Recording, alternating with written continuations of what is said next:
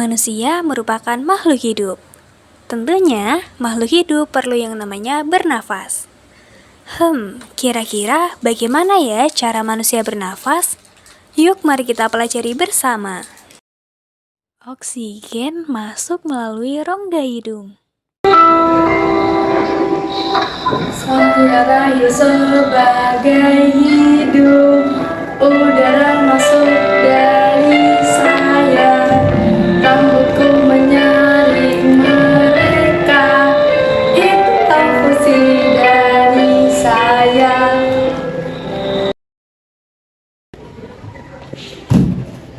Hai, saya Hidung. Hidung memiliki tujuan sebagai penyaring udara, memanaskan, serta menyebabkan udara yang masuk. Contohnya seperti oksigen yang masuk ke dalam hidung dan disaring oleh bulu-bulu halus hidung, serta memiliki tujuan yaitu untuk mencium dan mendeteksi bau. Rongga hidung terletak di tengah wajah, di antara bawah dahi dan di atas mulut. Rongga hidung memiliki penyusun yaitu tulang dan kartilago yang dapat membentuk kerangka hidung. Terima kasih. Setelah dari hidung, udara akan masuk ke faring. Saya faring organ kedua, saya kembaran dari laring, membantu masuknya udara. Saya faring, saya faring.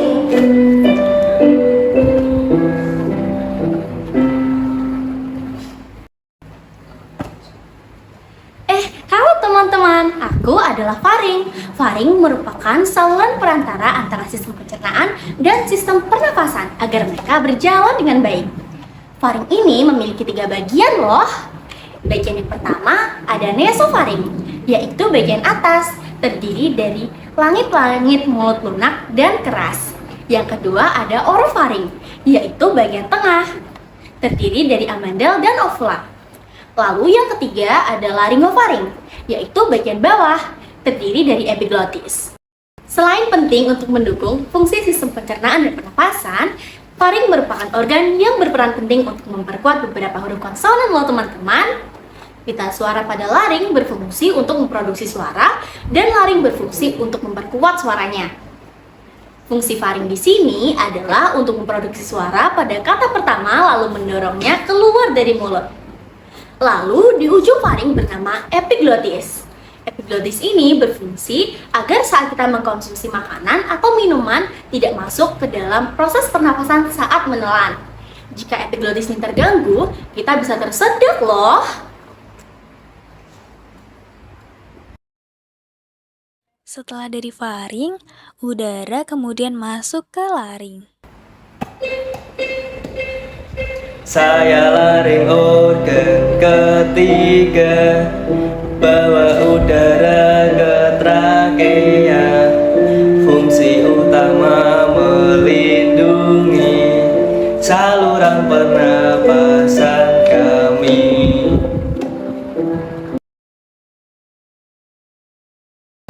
Hai, aku laring. Peran laring dalam sistem pernapasan ialah sebagai saluran penghubung antara faring dan trakea. Fungsi utama laring adalah melindungi saluran pernapasan di bawahnya dengan cara menutup secara cepat pada stimulasi mekanik, sehingga mencegah masuknya benda asing ke dalam saluran napas.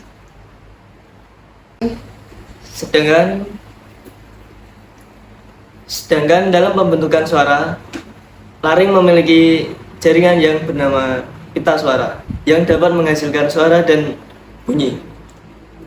Laring sendiri merupakan sebuah saluran penghubung antara faring dan trakea. Laring memiliki 3 kartilago besar yang tidak berpasangan dan 3 kartilago kecil yang berpasangan.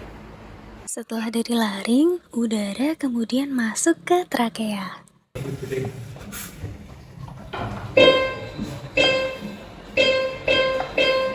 Saya trakea sang penghubung dari laring bronkus, terdiri dari otot polos dan tulang rawan bentuk cincin. Halo, aku Aku adalah trakea. Aku adalah organ yang terletak di antara laring dan bronkus. Aku terdiri dari otot-otot polos dan juga tulang rawan yang berbentuk cincin. Aku memiliki beberapa fungsi loh. Di antaranya, aku adalah penghubung di antara laring dan juga bronkus. Jadi, fungsiku sebagai penyalur oksigen. Aku juga berfungsi sebagai penetral suhu. Selanjutnya, aku juga sebagai filter udara loh. Kira-kira bagaimana ya aku dapat memfilter udara? Jadi, saat ada benda asing masuk, aku akan mengkontraksikan otot-ototku. Sehingga benda asing tersebut akan keluar melalui batuk. Setelah dari trakea, udara akan masuk ke bronkus. Saatnya memberikan oksigen kepada si bronkus. Hei bronkus, sini. Wah, ada apa nih? Hai bronkus. Halo Trakea. Aku memiliki sesuatu loh untukmu. Apaan tuh? Coba tebak, kamu tahu apa? Apa ya? Jadi, aku memiliki oksigen. Ini akan kuberikan kepadamu. Wah, terima kasih banyak. Iya, sama-sama bronkus. Dadah. Dadah. Halo semua, aku bronkus. Kalian ingin tahu tidak apa itu bronkus dan fungsi dari bronkus? Ya, kita langsung aja di pengertian bronkus. Bronkus sendiri merupakan saluran pernafasan yang terhubung dengan paru-paru loh. Fungsi dari bronkus sendiri yang paling penting dan paling utama yaitu menjadi saluran dan menyediakan jalan bagi udara masuk dan keluar paru-paru. Selain itu, bronkus juga memiliki fungsi membantu melembabkan udara yang dihirup dari luar tubuh dan mencegah terjadinya infeksi dari paru-paru. Nah, tadi sudah dibahas pengertian dan fungsi dari bronkus. Sekarang, struktur bronkus. Kalian tahu tidak berapa struktur dari bronkus? Pasti kalian tidak tahu ya. Nah, kita langsung aja. Bronkus sendiri memiliki 3 struktur. Yang pertama ada tulang rawan. Tulang rawan berfungsi membantu bronkus agar tetap kokoh dalam. Yang kedua ada otot polos. Otot polos sendiri berperan sebagai mengatur cepat dan lambatnya pernapasan sehingga udara yang masuk dan keluar dapat berjalan dengan lancar. Yang terakhir, yang ketiga, itu ada saluran lendir. Nah, di saluran lendir ini berfungsi menyaring partikel asing atau partikel jahat dan mencegah organisme penyebab infeksi. Seperti apa itu? Seperti virus, bakteri, dan jamur. Paru-paru.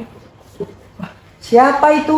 Aku bronkus. Oh, bronkus. Sini. Aku ini ada oksigen buat kamu. Wah, oksigen ya? Terima Iya. kasih bronkus telah memberikan oksigen melewati kedua cabangmu. Sama-sama. Halo teman-teman, aku paru-paru. Paru-paru terletak di rongga dada manusia.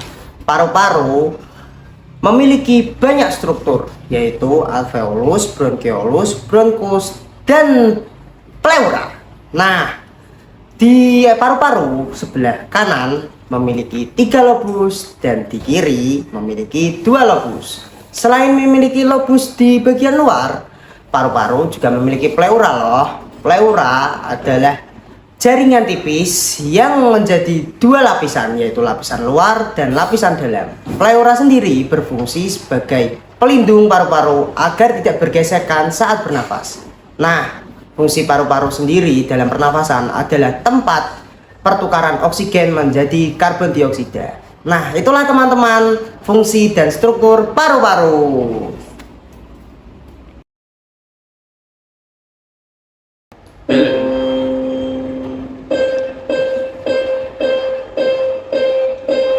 Tolong, ada oksigen di sini. Dorong. masukkan ke dalam paru. Oksigen? Oksigen? Mana? Mana? Mari kita tarik. Aduh. Apa ini? Oh, oksigen. Selamat datang oksigen. Kamu pasti dilempar sama bronkus. Hai semua, jadi aku adalah bronkiolus. Di sini aku merupakan percabangan dari bronkus. Selanjutnya, aku memiliki tugas untuk menyalurkan oksigen ke alveolus dan aku memiliki diameter 1 mm. Sangat kecil bukan? Nah, di bronkiolus aku memiliki 4 struktur. Yang pertama ada elastin. Elastin ini berfungsi untuk menjaga bentuk bronkiolus agar tetap elastis dan tetap berada di dalam paru-paru. Yang kedua adalah lamina propina. Lamina propina memiliki limfosit yang berfungsi untuk menjaga daya tahan tubuh. Yang ketiga adalah silia. Silia memiliki fungsi untuk menghempaskan atau mengeluarkan zat-zat asing yang mengganggu saluran udara. Nah, yang keempat adalah sel klub. Sel klub memiliki fungsi untuk memproduksi cairan surfaktan. Tada, ini adalah cairan surfaktan yang aku produksi. Sekarang waktunya aku untuk mengirimkan ini ke alveolus. Alveolus, main yuk. Siapa? Ini aku, bronkiolus. Oh, bronkiolus, sini masuk. Ada apa bronkiolus? Ini aku bawa paket oksigen buat kamu. Wah, oksigen. Terima kasih ya sudah membawa oksigen untukku. Alveolus memiliki kantong-kantong kecil berbentuk seperti anggur. Jumlahnya ada banyak sekali. Jumlahnya ada 700 juta di dalam paru-paru. Kemudian luas permukaannya mencapai 1 hektar. Wah, luas sekali ya. Iya. Nah, alveolus bertugas untuk proses difusi antara oksigen dan juga karbon dioksida yang dibantu oleh satu cairan yang sangat keren. Cairan apa itu, kamu tahu nggak? Cairan apa? Cairan yang kamu produksi loh. Oh, pasti surfaktan. Betul. Nah, difusi pada alveolus dibantu oleh cairan surfaktan.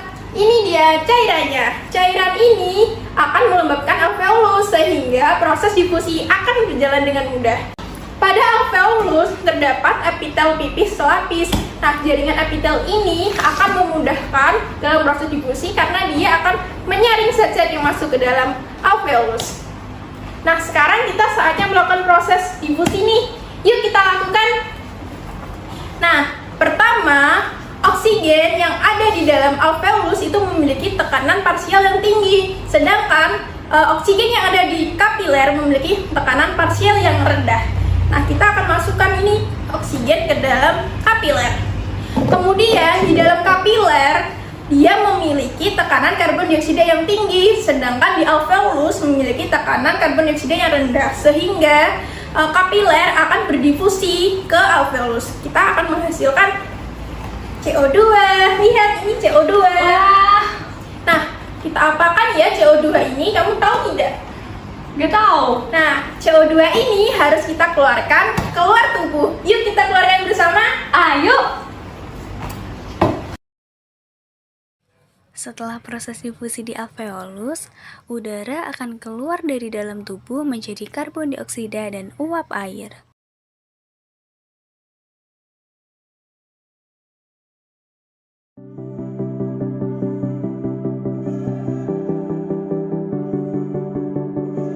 Menarik nafas panjang, lalu menghembuskannya. Sederhananya, begitulah kira-kira mekanisme pernapasan. Tapi kadang ketika kita menjadi anggota paduan suara atau berlatih bernyanyi, coach bilang, ayo gunakan pernafasan perut. Emang ada pernafasan perut? Atau ada pernafasan lain? Mulut kali? Atau dada? Atau malah nafas panjang, nafas pendek? Supaya lebih jelas, simak video berikut ini.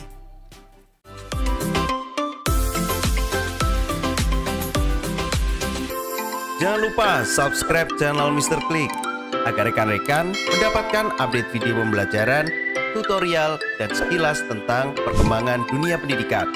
Let's go! Ketika kita menarik nafas, oksigen masuk ke dalam rongga hidung lalu dibawa ke paru-paru melalui tenggorokan.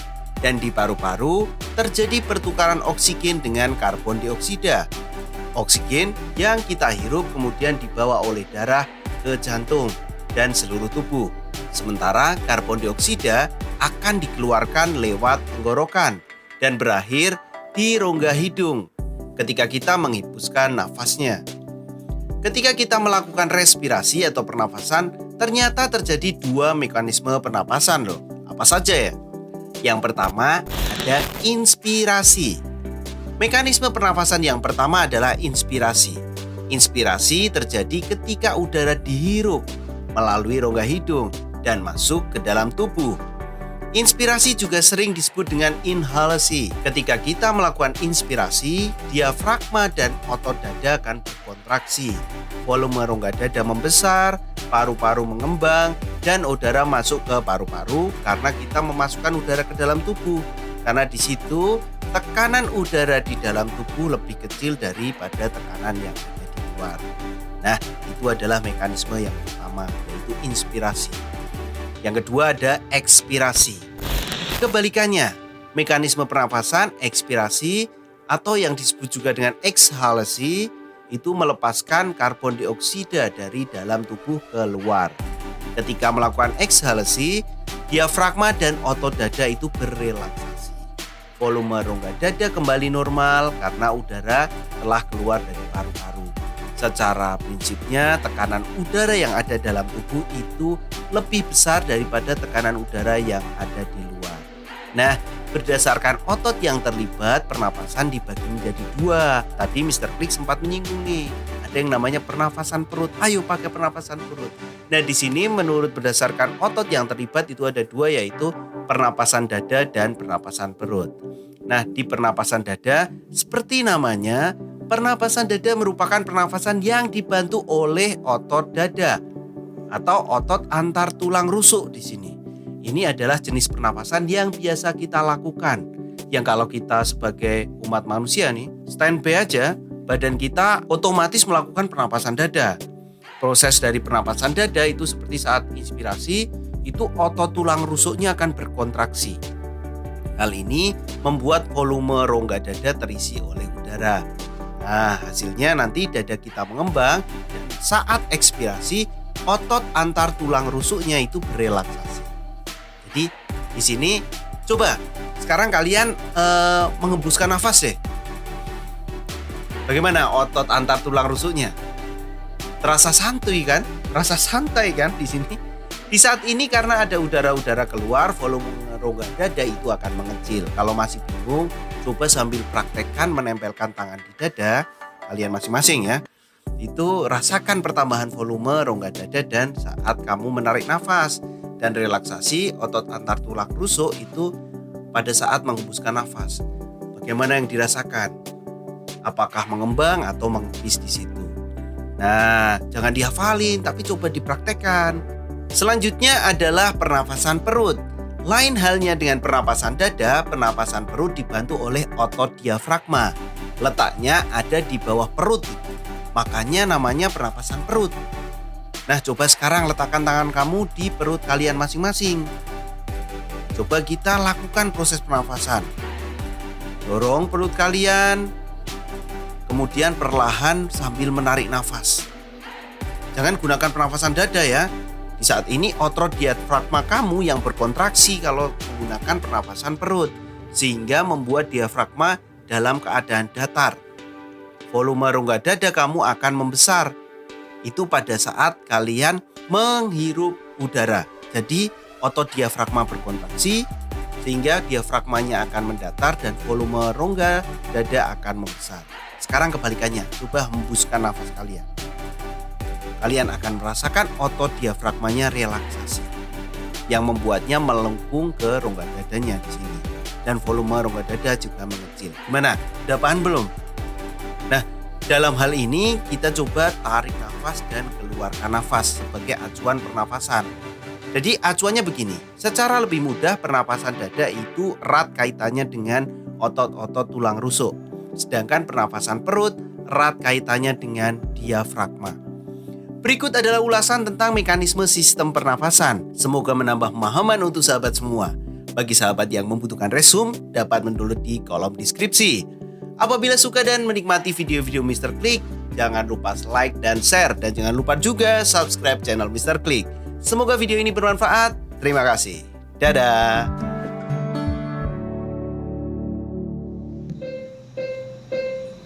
Tamatlah sudah cerita kami.